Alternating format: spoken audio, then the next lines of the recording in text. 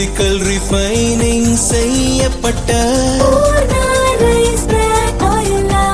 SKM Poorna rice brand oil. வணக்கம். செய்திச் சுருக்கம்.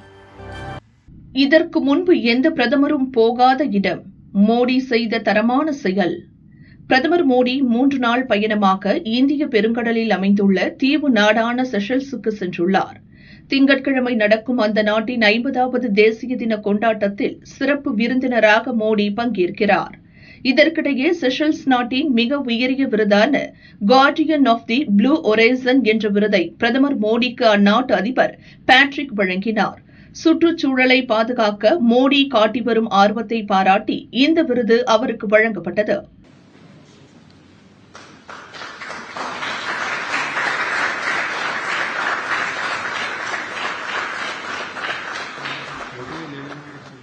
தொடர்ந்து இரு நாடுகள் இடையேயான நட்புறவு பேச்சுவார்த்தையின் போது பாதுகாப்பு, விவசாயம், நிதி மற்றும் வர்த்தகம் உள்ளிட்ட துறைகளில் இந்தியா செஷல்ஸ் இடையே பல முக்கிய புரிந்துணர்வு ஒப்பந்தங்கள் கையெழுத்தாகின. அதன் பிறகு செஷல்ஸ் பார்லிமெண்டில் உரையாற்ற மோடி சென்றார்.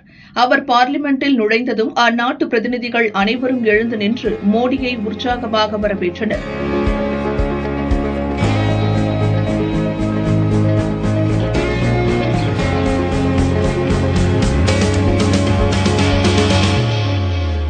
பின்னர் பார்லிமெண்டில் உரையாற்றிய மோடி கூறியது, இந்த பார்லிமெண்டில் உரையாற்றும் முதல் இந்திய பிரதமர் என்ற பெருமை எனக்கு கிடைத்துள்ளது. இதை பெரிய கௌரவமாக கருதுகிறேன். 2015ஆம் ஆண்டு பிரதமராக இந்திய பெருங்கடல் பிராந்தியத்தில் நான் முதலில் பயணம் செய்த நாடு செஷல்ஸ் தான். இந்திய பெருங்கடல் நாடுகளிலேயே இந்தியாவின் உறவில் செஷல்ஸ் தனித்துவமான இடத்தை பெற்றுள்ளது. எனவேதான் இங்கு வந்திருக்கிறேன். இந்தியா செஷல்ஸ் நட்புறவு ஏதோ 50 ஆண்டுகளுக்கு முன்பு ராஜதந்திர முறையில் துவங்கியது அல்ல. 1770ஆம் ஆண்டிலேயே இந்த நட்பு துவங்கிவிட்டது. அரசு ரீதியிலான உறவு துவங்கும் முன்பே இரு நாட்டு மக்களும் நட்புணர்வை கட்டியெழுப்பிவிட்டனர். இந்திய பெருங்கடல் இந்தியாவையும் செஷல்ஸையும் பிரிக்கவில்லை, மாறாக ஒன்றிணைக்கிறது. அதன் வழியாகத்தான் நாம் தொன்று தொட்டு நண்பர்களாக இருக்கிறோம் என்று மோடி பேசினார். The Indian Ocean made this possible. The Indian Ocean does not separate India and Seychelles. It connects us. That is why we meet not as strangers. We meet as old friends. போக்குவரத்து துறையில் AC bus வாங்குங்க, அமைச்சரிடம் சொன்ன முதல்வர் விஜய். சேலம் சீலநாயக்கன்பட்டியில் முதல்வர் விஜய் பிறந்த நாளை முன்னிட்டு தாவேக சார்பில் இலவச மருத்துவ முகாம் நடத்தப்பட்டது. இதை போக்குவரத்து அமைச்சர் விஜய் தமிழன் பார்த்திபன் துவக்கி வைத்தார். நான் பதவியேற்றவுடன் முதல் வேலையே தமிழக போக்குவரத்து வருவாயை பெருக்க வேண்டும் என்பதற்காக அதற்கான செயல் திட்டங்கள் என்னென்ன இருக்கோ எல்லா செயல் திட்டங்களையும் ஒவ்வொன்றா வகுத்து அது ஒவ்வொன்றா நடைமுறைப்படுத்தி ஃபேன்சி நம்பர் அது அந்த மாதிரி நிறைய திட்டங்கள் எந்தெந்த வகையில் வருவாயை கூட்ட வேண்டும் அதெல்லாம் வெளிப்படையாக சொல்ல வேண்டாம், ஒவ்வொன்றா தயாரித்து கொண்டிருக்கிறோம். அந்த வகையில் வருமானத்தை செலுத்த வேண்டும். அதே மாதிரி அந்த உழைக்கும் தொழிலாளர்கள் இருக்காங்க, அவங்களுக்கு என்னென்ன வகையில் வருவ வேண்டும் என்ற வகையில் எல்லாமே தயார் செய்து கொண்டிருக்கிறோம். விரைவில் ஒவ்வொன்றாக இந்த கிராமங்களுக்கு நிறைய கிராமங்களுக்கு இந்த பேருந்துகள் நம்ம போனாக்கில் கிடைக்காம இருந்தது. இப்போ நம்ம கொண்டு வந்துட்டு இருக்கோம். அது எப்படி இருக்கோம், எப்படி நம்ம பண்ணிட்டு இருக்கோம், மக்கள் இருக்காங்க, இப்படி பண்ணிட்டு இருக்கோம், எவ்வளோ பேருந்து பண்ணிட்டு இருக்கோம். மாண்புமிகு தமிழக முதலமைச்சர் அவர் சொன்ன முதல் வார்த்தையை கிராமங்கள் மாணவர்கள் இணைக்க வேண்டும், எங்குமே இணைப்பு இல்லைங்கிறதை இருக்கக்கூடாது. அவரோட முதல் கொள்கையை அதான் வச்சுருக்காரு. அதே மாதிரி அவர் சொன்னது முதல் நான் செல்லுமாறு பேருந்துகள் இருக்க வேண்டும் அப்படின்னு சொல்லியிருந்தாரு. அதே மாதிரி அந்த பேருந்தில் அவரை பிரயாண முறைகள் நீங்கள் பார்த்துருக்கீங்க. அப்போ அடுத்த கோரிக்கை அந்த பஸ்ஸிலே சொன்ன ஒரே வார்த்தை, இனி தமிழக மக்கள் ஏசி பேருந்தில் போகணும். அதற்காக அந்த இனி வாங்கப்படும் பேருந்துகள் எல்லாமே ஏசி பேருந்து தான் வாங்கன்னு சொல்லி தமிழக முதலமைச்சர் சொல்லியிருக்காரு. இது தமிழ்நாட்டு மக்களை ஏசி பேருந்தில் கொண்டு போகணும் அப்படிங்கிறத விருப்பமாக இருக்காங்க. பிஜேபியில் இந்த ஏசி ஸ்டோர் மக்கள் திறமைக்குமே சொல்கிறாங்க. அதுக்கு நம்ம ஏதாவது சொல்லி அது ஏற்கனவே அந்த ஜீன் அம்மா அவர்கள் சொல்லியிருப்பாங்க. இந்த நிறைய போட்டாங்க, பழசாயிடுச்சு, அதை மாற்றலாம் ப்ராசஸ் பண்ணி சொல்லியிருந்தாங்க. அதுக்கு என்ன தேவையோ அதையும் சம்பந்தத்தோட அமைச்சர் அவர்கள் சொல்லியிருக்கிறோம். அவங்க வெளிப்படுத்திருக்காங்க. அதுவும் ஒவ்வொரு முறையாக நிறைவேற்றுங்க. நானே அங்கே போய் மருத்துவத்துக்கு உங்களுக்கு எல்லாமே தெரியும். அவங்க என்ன உண்மையான குறைகள் இன்னைக்கு கூட அதை பற்றி பேசியிருந்தேன். கூட்டங்கள் வருது, அவங்க கொஞ்சம் நான் வெயிட் பண்ணி பார்க்குற மாதிரி இருக்குன்னு சொல்லியிருக்காங்க. அதுக்கான என்னென்னலாம் அது தவிர்க்க முடியும் என்பதற்காக விரைவாக மருத்துவம் எடுத்துக்கொள்ள வேண்டியதுக்கு என்னெல்லாம் செய்யணுமோ அந்த செயல்முறைகள்லாம் வகுப்பு எல்லாமே தயாரிக்கிறது. எல்லாமே ஒரே டைம்ல பண்ண முடியல, படிப்படியாக எல்லாமே செய்யணும். மக்களுக்கான ஆட்சி முழுக்க வெளிப்படையான ஆட்சி. கண்டிப்பா மக்களுக்கான ஆட்சி தான் இது. எல்லாமே எல்லாருக்கும் கிடைக்கும். படிப்படியாக கொண்டு வருவார். குடிநீர் பிரச்சனை அதிகமா இருக்கு. இல்ல, போன ரூட் சொன்னாலும் சரி பண்ணிட்டாங்க. நான் அடுத்த ரூட் போய் பார்த்தேன், எல்லாத்தையும் பாத்ரூம் தண்ணி வருது, குடிநீர் கொடுத்துருக்காங்க. அதே மாதிரி மின் விசிறி ஒன்று இல்லைன்னாங்க, அதையும் நான் ஆளை வச்சு பார்த்தேன், அங்கேயும் மின் விசிறிகள் இருக்குது. அதுக்கப்புறம் ஒரு மீடியாவில் ஒரு செய்தி வந்து அதையும் கூட்டு பார்க்க சொல்லிட்டு அந்த மின் விசிறி ஆன் பண்ணல, ஓடுது ஆன் பண்ணல. ஜெயிலில் திமுக புள்ளிகள், சிஎம் விஜயை எதிர்க்க சூளுரை, கல்யாண வீட்டில் வக்கீல் தேடிய உதை. தஞ்சை மாவட்டம் ஒரத்தநாட்டில் திமுக மத்திய மாவட்ட அயலக அணி தலைவர் முத்தமிழ்ச்செல்வன் இல்ல திருமண விழாவில் எதிர்க்கட்சித் தலைவர் உதயநிதி பங்கேற்றார். திருமணத்தை நடத்தி வைத்து பேசிய அவர் முதல்வர் விஜயை கடுமையாக விமர்சித்தார். மணமக்கள் 2 பேரும் வழக்கறிஞர்களாக இருக்கிறாங்க. ரொம்ப மகிழ்ச்சி என்னன்னா, இன்னைக்கு கழகத்திற்கு இந்த நேரத்தில் நிறைய வழக்கறிஞர்கள் தேவைப்படுறாங்க.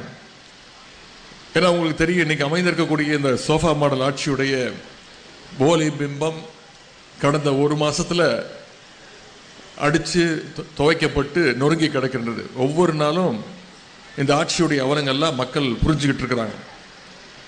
இன்னைக்கு இந்த அரசுடைய தவறுகளை சறுக்குகளை எல்லாம் இன்றைக்கு இருக்கக்கூடிய இளைஞர்கள் தட்டி கேட்க ஆரம்பிச்சிருக்கிறாங்க. ஆனால் அப்படி தட்டி கேட்கிற இளைஞர்களை, நம்முடைய கழகத்தினரை கைது செய்கிற வேலையை இன்னைக்கு இந்த அரசு, சோஃபா மாடல் அரசு இன்னைக்கு ஆரம்பிச்சிருக்கிறாங்க. ஆகவே இது போன்ற அடக்குமுறைகளை எதிர்கொள்ள நிச்சயம் நமக்கு நிறைய வழக்கறிஞர்கள் தேவை. அந்த வகையில் இந்த மேடையிலே நமக்கு 2 வழக்கறிஞர்கள், அதுவும் ஜோடியான வழக்கறிஞர்கள் நம்முடைய இயக்கத்திற்கு கிடைச்சிருக்கிறாங்க. தூய சக்தின்னு சொன்னவங்க ஆட்சிக்கு வந்ததும் என்ன பண்ணாங்கன்னு நீங்கள் அத்தனை பேர் தொலைக்காட்சியில் பார்த்துருப்பீங்க. ஆட்சிக்கு வந்து 5வது நிமிஷமே குதிரை பேரத்தை ஆரம்பித்தாங்க. பிற கட்சிகளுக்கு முதல்ல சோஃபா போவோம், சோஃபாவுக்கு பின்னாடியே நம்முடைய முதலமைச்சர் துரத்துக்கிட்டே போவார், சோஃபாவை துரத்துக்கிட்டே போவார். அப்புறம் முதலமைச்சர் பின்னாலேயே அண்ணா திராவிட முன்னேற்ற கழகத்துடைய சட்டமன்ற உறுப்பினர்கள்லாம் ராஜினாமா கடிதத்தோடு அவங்களும் கியூவில் வர்றதெல்லாம் பார்த்துக்கிட்டு இருக்கிறோம். இன்னைக்கு இந்த காட்சி தான் தமிழ்நாட்டில் 1 மாசமாக ரிப்பீட் மோட்ல தினமும் இது ஒரு செய்தியாக வந்துகிட்டு இருக்கிறது. போதை சப்ளை நெட்வொர்க்கில் மரண அடி, ரவுடி செல்லாவை சுட்டது போலீஸ். தமிழக முதல்வராக பொறுப்பேற்ற தாவைக்க தலைவர் விஜய் போதைப் புழக்கத்தை கட்டுப்படுத்த தீவிரமாக செயல்படுவேன் என்று உத்தரவாதம் அளித்திருந்தார். இதற்காக போலீசார் முழுவீச்சில் செயல்பட்டு வருகின்றனர். இந்த நிலையில்தான் சென்னைக்கு கஞ்சா சப்ளை செய்யும் முக்கிய நெட்வொர்க் ஒன்றின் தலைவனை போலீசார் சுட்டுப்பிடித்து அதிரடி காட்டியுள்ளனர். அதாவது, தாம்பரம் அடுத்த கருசங்கால் பகுதியில் பெரிய அளவில் கஞ்சா கைமாறுவதாக ஓட்டேரி போலீசாருக்கு ரகசிய தகவல் வந்தது. இதையடுத்து போலீசார் ரோந்து சென்றனர். கிரிக்கெட் கிரவுண்டில் நின்றிருந்த 2 ஆசாமிகள் போலீசை கண்டதும் ஓட்டம் பிடித்தனர். அவர்கள் பிரபல ரவுடிகளான செல்லா என்ற செல்வகுமார், கனகராஜ் என்பது போலீசாருக்கு தெரிந்தது. விஷயம் சீரியஸ் என்பதால் அவர்களை பிடிக்க போலீசார் துரத்திச் சென்றனர். அதில் கனகராஜ் சிக்கிக் கொண்டான். ரவுடி செல்லாவை ஏட்டு ஆனந்தராஜ் துரத்தினார். ஒரு கட்டத்தில் தான் மறைத்து வைத்திருந்த அரிவாளை எடுத்து ஏட்டு ஆனந்தராஜை அவன் சரமாரியாக வெட்டினான்.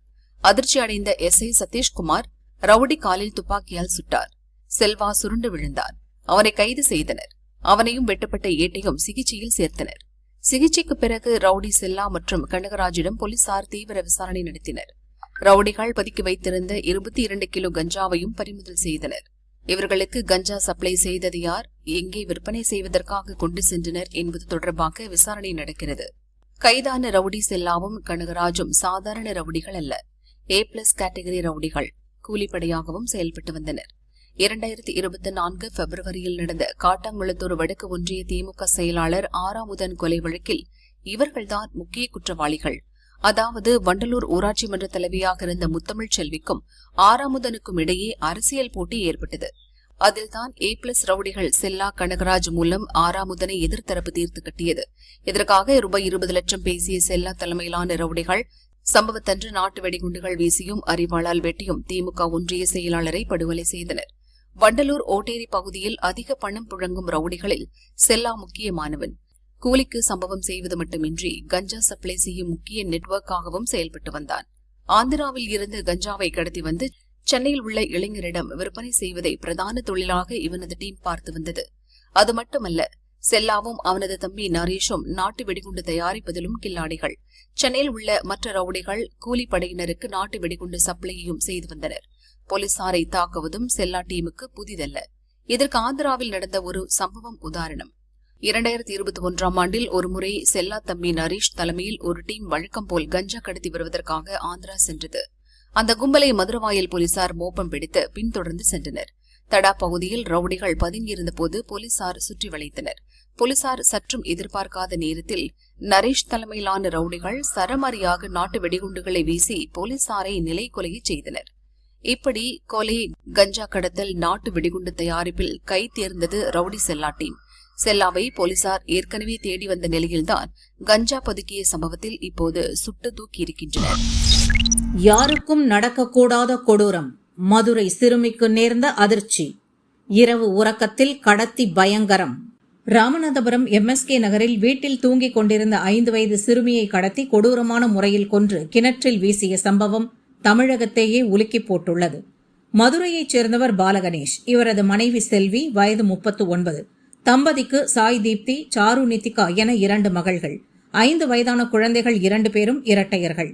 விடுமுறை நாட்களில் ராமநாதபுரம் MSK நகரில் உள்ள தனது அப்பா வீட்டிற்கு குழந்தைகளை அழைத்துச் செல்வது செல்விக்கு வழக்கம். அதன்படி சனிக்கிழமை மதுரையிலிருந்து 2 குழந்தைகளையும் தனது அப்பா வீட்டிற்கு அழைத்துச் சென்றார். இரவில் செல்வி, இரட்டை குழந்தைகள் மற்றும் செல்வியின் அப்பா தூங்கிக் கொண்டு இருந்தனர். அதிகாலை 3 மணி இருக்கும். புழுக்கமாக இருந்ததால் செல்வி கண் விழித்தார். வீட்டின் மெயின் கதவை திறந்து வைத்துவிட்டு மீண்டும் குழந்தைகளுடன் தூங்கினார். விடிந்ததும் எழும்பிய செல்வி தூங்கிக் கொண்டிருந்த மகள் சாய் தீப்தியை காணாமல் அதிர்ச்சி அடைந்தார். அப்பாவுடன் சேர்ந்து வீடு முழுவதும் தேடினார். குழந்தை கிடைக்கவில்லை. அக்கம் பக்கத்தினர் உதவியுடன் சுற்றுப்பகுதி முழுவதும் தேடினார். குழந்தை கிடைக்கவில்லை. இதனால் ராமநாதபுரம் நகர் போலீசில் செல்வி புகார் செய்தார். சம்பவ இடத்திற்கு வந்த போலீசாரும் குழந்தையை தீவிரமாக தேடினர். இந்த நிலையில்தான் பக்கத்து வீட்டில் இருந்த உரை கிணற்றில் சிறுமி சடலமாக மிதக்கும் அதிர்ச்சி தகவல் கிடைத்தது. தீயணைப்பு வீரர் உதவியுடன் சிறுமியின் சடலம் மீட்கப்பட்டது. குழந்தை இறந்துவிட்டதை அறிந்த செல்வியும் உறவினர்களும் கதறி அழுதனர். சிறுமியின் சடலத்தை பிரேத பரிசோதனைக்காக ராமநாதபுரம் அரசு மருத்துவமனைக்கு அனுப்பி வைத்தனர். மருத்துவமனைக்கு வந்த அமைச்சர் ராஜீவ் சிறுமியின் உறவினர்களுக்கு ஆறுதல் கூறினார். குழந்தையை மர்ம நபர்கள் கொலை செய்து விட்டார்கள் என்றும் கொலையாளிகள் மீது கடும் நடவடிக்கை எடுக்க வேண்டும் என்றும் செல்வி தரப்பினர் வலியுறுத்தினர். உரிய நடவடிக்கை எடுப்பதாக அமைச்சர் உறுதியளித்தார். சிறுமி சம்பவத்தில் விரைந்து நடவடிக்கை எடுக்க போலீசாருக்கும் அறிவுறுத்தினார். போலீசாரின் முதல்கட்ட விசாரணையில் குழந்தை கொலை செய்யப்பட்டது உறுதியானது. இதுபற்றி போலீஸ் அதிகாரி ஒருவர் கூறியது, அதிகாலை 3 மணிக்குதான் செல்வி கதவை திறந்திருக்கிறார். அப்போது 2 மகள்களும் நன்றாக தூங்கிக் கொண்டிருந்தனர். அதன் பிறகுதான் சம்பவம் நடந்திருக்கிறது. சிறுமிக்கு இரவில் நடக்கும் பழக்கம் எதுவும் இல்லை. எனவே அவராக போய் கிணற்றில் குதித்திருக்க வாய்ப்பில்லை. அதேபோல கிணற்றின் உயரமும் சற்று கூடுதல். அதில் ஏறி குதிக்க வாய்ப்பில்லை. அதே நேரம் குழந்தை சடலத்தை மீட்கும் போது இரவு தூங்கும் போது குழந்தை போர்த்தியிருந்த போர்வையும் வந்தது. சிறுமி கொலை செய்யப்பட்டார் என்பதை உறுதி செய்த முதல் எவிடன்ஸ் இதுதான். அதாவது குழந்தை வாயை பொற்றி போர்வையில் பொத்தி கடத்தி வந்து கிணற்றில் வீசி கொன்றிருக்கின்றனர். இது கொலைதான் என்பது உறுதியாகிவிட்டது. குழந்தையை கொன்றது யார், எதற்காக கொலை செய்தார்கள் என்பது பற்றி தீவிரமாக விசாரிக்கிறோம். குழந்தை பாலியல் வன்கொடுமைக்கு ஆளானதா என்பதை உடனடியாக உறுதி செய்ய முடியவில்லை. அதே நேரம் குழந்தையின் உடலில் காயங்கள் இருந்தன. பிரேத பரிசோதனை அறிக்கை வந்தால்தான் முழு விவரம் தெரிய வரும். 3 மணி வரை பூட்டியிருந்த கதவை அதிகாலையில்தான் செல்வி திறந்தார். அதன் பிறகுதான் கொலை நடந்திருக்கிறது. எனவே கொலையாளிகள் மிகவும் நெருக்கமான வட்டாரத்தில் இருக்கக்கூடியவர்களாகத்தான் இருக்கும் என்று சந்தேகம் உள்ளது. முதல் கட்ட விசாரணையில் செல்விக்கும் அதே பகுதியில் சில வீடுகள் தள்ளி வசிக்கும் ஒரு குடும்பத்தினருக்கும் ஏற்கனவே தகராறு இருந்தது தெரிய வந்தது. அவர்களுக்கு அந்த கொலையில் ஏதேனும் தொடர்பு இருக்குமா என்றும் விசாரிக்கிறோம். செல்வியிடம் தொடர்ந்து விசாரணை நடக்கிறது. சந்தேக நபர்கள் யாரேனும் இருக்கிறார்களா என்று கேட்டு வருகிறோம். சம்பவ இடத்தில் மோப்பநாய் உதவியுடன் துப்பு துலக்க முயற்சி செய்தோம். ஸ்பாட்டில் இருந்து மோப்பம் பிடித்த நாய் அப்படியே ரயில்வே ஸ்டேஷன் வரை ஓடியது. இதனால் கொலையாளிகள் சம்பவத்தை முடித்துவிட்டு ரயிலில் தப்பிச் சென்றார்களா என்ற கோணத்திலும் விசாரிக்கிறோம். அக்கம் பக்கத்தில் உள்ள CCTV கேமரா பதிவுகளையும் கைப்பற்றி ஆய்வு செய்கிறோம். விரைவில் கொலையாளிகளை கண்டுபிடித்து விடுவோம் என்று போலீசார் கூறினர். தொடர்ந்து பெண்கள், சிறுமிகளுக்கு எதிராக நடக்கும் வன்முறைகள் கடும் அதிர்ச்சியை ஏற்படுத்தி வருகின்றன. அதிமுக மாடலில் திமுகவிலும் பலர் ராஜினாமா. தாவேகாவின் ஷாக் அப்டேட். அதிமுக எம்எல்ஏக்கள் சிலர் அக்கட்சியில் இருந்து விலகி தாவேகாவில் சேரும் நிலையில் திமுகவினரும் பலர் ராஜினாமா செய்ய போவதாக தாவேகா அமைச்சர் நிர்மல்குமார் அதிர்ச்சி தகவலை வெளியிட்டுள்ளார். தமிழகத்தில் அடுத்த 6 நாட்களுக்கு கனமழை கொட்டி தீர்க்கும் என்று சென்னை வானிலை மையம் எச்சரித்துள்ளது. அதன் அறிக்கை: வடக்கு உள் கர்நாடகாவிலிருந்து குமரிக்கடல் பகுதி வரை 1.5 கிலோமீட்டர் உயரத்தில் ஒரு காற்றழுத்த தாழ்வு பாதை நிலவுகிறது. இதன் காரணமாக 29ஆம் தேதி கோவை மாவட்ட மலைப்பகுதிகள், நீலகிரி, திண்டுக்கல், தேனி மாவட்டங்களில் இடி மின்னல், பலத்த காற்றுடன் கனமழை கொட்டி தீர்க்கும். சென்னை, செங்கல்பட்டு, காஞ்சிபுரம், திருவள்ளூர், ராணிப்பேட்டை, வேலூர், திருச்சி, தஞ்சாவூர், புதுக்கோட்டை, நாமக்கல், ஈரோடு, சேலம், மதுரை மாவட்டங்களில் மிதமான மழை பெய்யக்கூடும். 30ஆம் தேதியை பொறுத்தவரை கோவை மாவட்ட மலைப்பகுதிகள் மற்றும் நீலகிரி மாவட்டத்தில் கனமழை வெளுத்து வாங்கும். சென்னை, திருவள்ளூர், செங்கல்பட்டு, காஞ்சிபுரம், நாமக்கல், ஈரோடு, சேலம், திண்டுக்கல் மற்றும் மதுரை மாவட்டங்களில் மிதமான மழைக்கு வாய்ப்புள்ளது. ஜூலை 1ஆம் தேதி மேற்கு தொடர்ச்சி மலை மாவட்டங்கள், நாமக்கல், ஈரோடு, சேலம், மதுரை மாவட்டங்களில் மிதமான மழை பெய்யக்கூடும். 2ஆம் தேதி மேற்கு தொடர்ச்சி மலை மாவட்டங்கள் மற்றும் தருமபுரி, கிருஷ்ணகிரி, சேலம், திருவண்ணாமலை, திருப்பத்தூர் மாவட்டங்களில் மிதமான மழைக்கு வாய்ப்புள்ளது. 3 மற்றும் 4ஆம் தேதிகளை பொறுத்தவரை கோவை மாவட்ட மலைப்பகுதிகள், நீலகிரி மற்றும் தேனி மாவட்டங்களில் கனமழை கொட்டி தீர்க்கும். இந்த 2 நாளும் திண்டுக்கல், திருப்பூர், தென்காசி, விருதுநகர், திருநெல்வேலி, கன்னியாகுமரி மாவட்டங்களில் மிதமான மழை பெய்யக்கூடும். எச்சரிக்கை விடுக்கப்பட்டுள்ள அனைத்து மாவட்டங்களிலும் இடி மின்னல், பலத்த காற்றுடன் மழை பெய்யும் என்று வானிலை மையம் கூறியுள்ளது.